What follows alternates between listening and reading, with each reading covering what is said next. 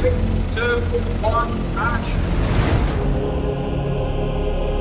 This is the first film to be shot entirely with IMAX film cameras. I'm Lupita Nyong'o. Hey there, I'm Matt Damon. Hello, I'm Zendaya. I'm Anne Hathaway. Hi, I'm Robert Pattinson. It's Tom Holland here. And I'm here to talk about seeing Christopher Nolan's The Odyssey. Experience the Odyssey in IMAX 70mm. Experience The Odyssey in IMAX. The Odyssey was shot entirely on film. Presented on film. See The Odyssey in Dolby Cinema. If you want to feel the movie, see The Odyssey in 4DX or D-Box. Your seat doesn't just sit there.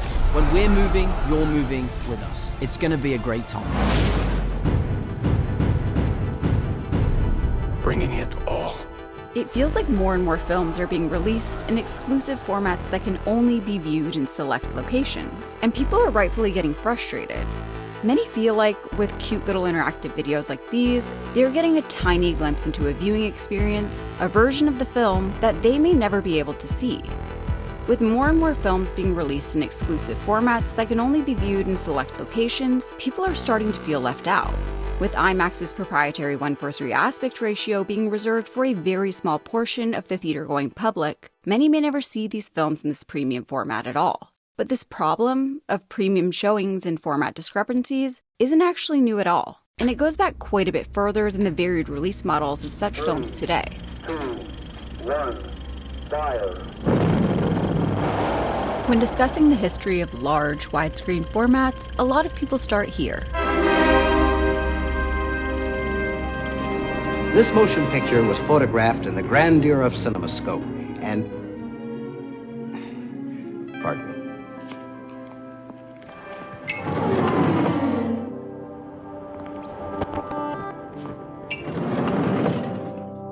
Sure, maybe they'll drop in a quick mention of this, before promptly moving on to more recent examples such as this, and of course, this. But in reality, these expansive formats go back quite a bit further. If you think the myriad of formats available to filmmakers today is confusing, just go back to the 90s. No, not those 90s, these 90s. In 1896, the first moving pictures projected on public screens were plotless incidents, but a minute long, that amazed and scandalized their audiences. At a time when there was no standard film format, size, frame rate, camera, or projector, when the medium itself was viewed as a novelty, a fad, and one that would surely pass, experimentation with larger negatives was actually quite common. From the impressive 68mm mutoscope shorts from the Biograph Company, to Paramount's experimentation with Magnoscope's expansive aspect ratios, all long before IMAX. It seemed purely coincidental then that Thomas Edison in the US and the Lumieres in France would, as cinematographer Carl Gregory put it, select film widths that were so nearly the same that they were practically interchangeable. Well, as coincidental as one can expect, considering these two firms also happen to be the most commercially powerful in their respective countries. Nevertheless, the perfect standard, the 35mm standard, was born. But as it turns out, this format wasn't so perfect after all. As cinematographer William Stoll remarked a year after Gregory, this standard was arrived at in consideration solely of its use in Edison's peep show kinetoscope, and with no thought of its ever being used for screen projection. Back in 1887, when I was born, the movies were hardly a flicker in people's mind. Many of the industry's largest theaters came with equally impressive screen sizes. Why not fill these screens with an image much wider than this current standard? Why not free it from, as Stoll put it, the dead black border around the screen? But who would win this widescreen race? Well, attempts at larger formats were plentiful, but so were the potential drawbacks. And then in 1927, pictures found their voice. Considering the industry had just sunk an enormous sum of money into sound equipment, a change in format size would require radically updating everything yet again, from the celluloid itself to the cameras, magazines, and projectors through which it would run, an enormous cost indeed. And while sure there were some notable attempts at widescreen on 35mm film, long before the likes of VistaVision, the format that ultimately appeared to have the greatest sticking power was the Fox Film Company's new grandeur film. And perhaps is there no greater film to showcase it than Raoul Walsh's epic western The Big Trail. Pull the wagons up and down cliffs, goddamn dangerous. Countless mountains, rivers, and valleys. Epic is perhaps an understatement here, because cinematographer Arthur Edison was not only tasked with shooting this film on Fox's new 70mm format, but also simultaneously filming on the standard 35mm negative. That's no small feat when one also takes into account the film's cast of 93 feature players. This would be John Wayne's first starring role. There's a trail I've followed for over 3,000 miles now, and I'm heading back to pick it up again and follow it to the end. 20,000 extras, 1,800 cattle, 1,400 horses, 500 buffalo, and an assortment of some 700 dogs, pigs, and chickens.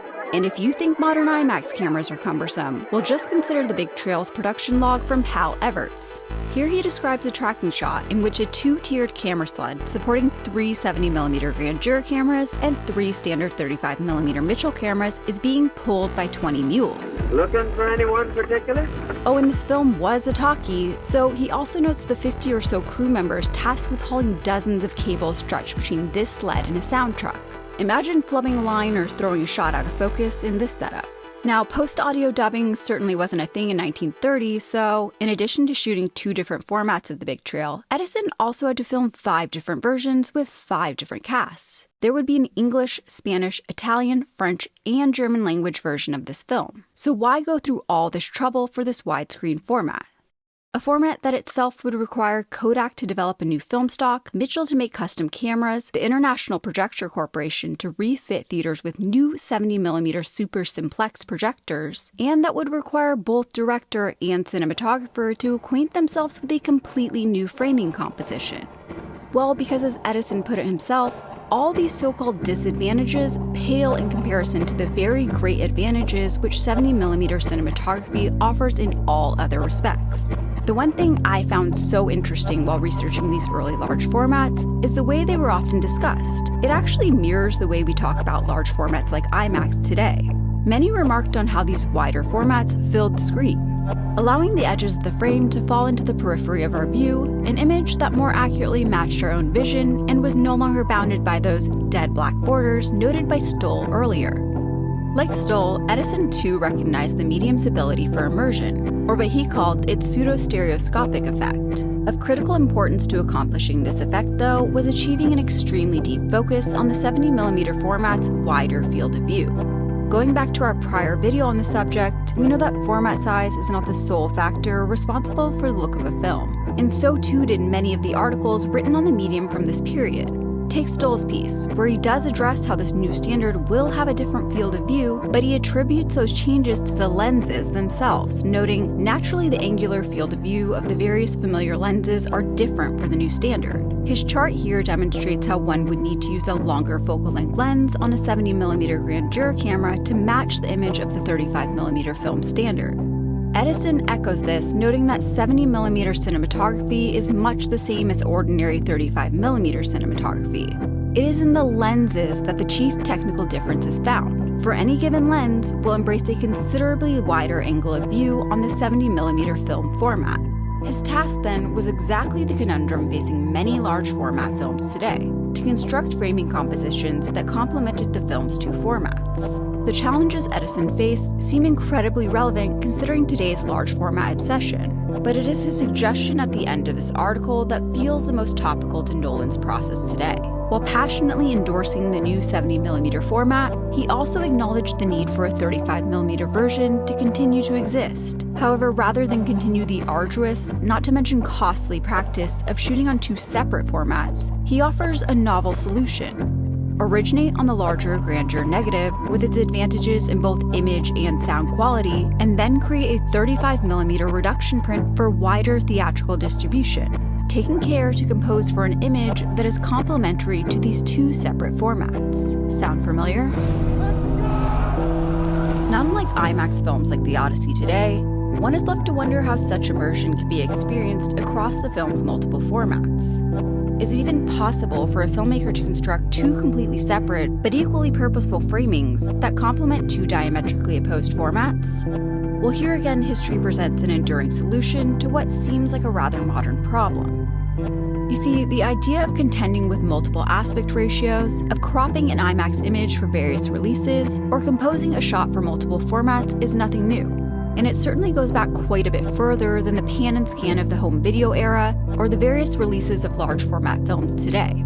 I would argue that more than IMAX's massive 1:3 aspect ratio, more than the company's one-of-a-kind specially branded film camera, and more than their clever marketing, the reason why Nolan chooses this format is the same reason Edison championed Fox's grandeur format. Because every release benefits directly from this decision. A decision that, as it turns out, isn't that unique or new after all. You'd extract from the larger negative the smaller negative that you'd need for your regular release. So rather than doing different versions or whatever, you'd have one definitive version. And that's carried through in all our video releases. The wonderful thing about acquiring your images on the highest quality analog film negatives is they transfer beautifully to any digital medium. Now, it is worth noting that the Odyssey, having been shot entirely on 15 perf 70mm IMAX negative, is in the unique position to grant audiences with a 1:3 frame for its eventual home release. The movie certainly wouldn't suffer from the problem of larger scenes shrinking down instead of expanding that would have afflicted all of Nolan's prior films. However, some have complained that this 1:3 ratio isn't Nolan's strongest composition. Some have pointed out that these frames suffer from too much headroom, too much dead space. Most of the shots appear to be center punched. It's actually the scope presentation that appears to be the true intended framing of this film. But is that not by design? It prompts a kind of filmmaking where you're not looking at the proscenium, you're not looking at the frame, because on that giant IMAX screen, the proscenium kind of disappears. And what that means is keeping the action relatively centered and using the greater frame area more for the peripheral vision, more for the idea of being immersed in the action. And that becomes very adaptable for different aspect ratios. It's a robust image, it's a very, very strong negative, and so you can adapt it to any different format and really get the most out of it. Obviously, these assertions only ring true when one considers that these images were never meant to be viewed on computers or phone screens. When viewed on a massive screen, and I mean truly massive, you actually want this type of headroom, dead space, and center punching that many are complaining about. The real question then is one that was conveniently raised by Paul Thomas Anderson after his own IMAX 70mm film release last year. How come we don't have more IMAX 70mm theaters? Nevertheless, for now the future growth of these premium formats remains to be seen. But as for the big trail, the film would go on to get its grand 70mm release, but only at 2 locations. The costly expense of updating their projection systems, having just undergone upgrades for sound, was too much for most theaters. This, coupled with the onset of the Great Depression, meant most people saw the big trail in its less epic aspect ratio with the inferior sound quality to match. The picture flopped and set me back on my ass financially. John Wayne would have to wait almost a decade before he'd become a recognizable force in the Western genre. The Fox Film Company would go into receivership, eventually merging with Darryl Zanuck's 20th Century Pictures to create 20th Century Fox. And these widescreen formats would be shelved, for now. However, their resurgence in the 1950s would be largely indebted to many of the advancements made during this relatively short period of experimentation. And today, our own infatuation with an ever-expanding screen owes much to this often forgotten period in film history.